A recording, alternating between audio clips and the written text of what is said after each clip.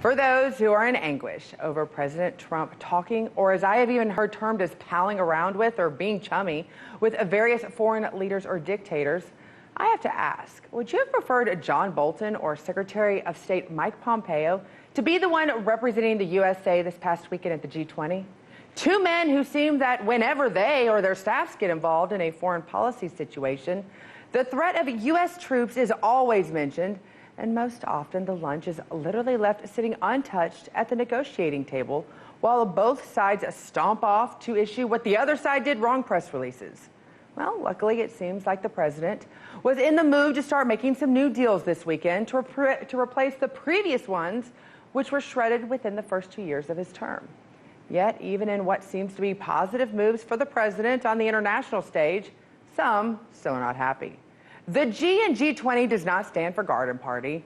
It's the place where diplomacy is supposed to bring peace, which means talking with adversaries and not just sticking with your friends.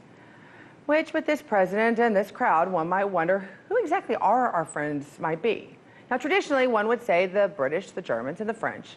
However, while we know conversations did take place between the various leaders from our allies, the main headline which emerged from this crowd was created when the French government released a video of a conversation between the leaders of those countries, or our friends, where Ivanka Trump awkwardly tried to interject herself. Now, this video has caused a whole rash of memes and jokes, and even caused Alexandria Ocasio-Cortez to publicly question the first daughter's qualification for her job.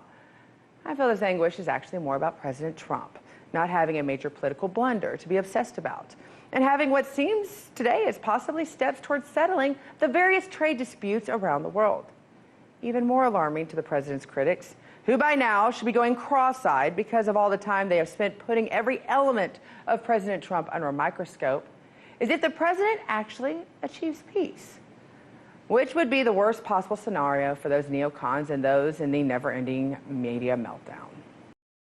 Hey YouTube, thanks for checking out our channel. We hope you enjoyed the video. We have tons of content for you just like this. For more of RT America's one-of-a-kind news and analysis, be sure to subscribe and never stop questioning more.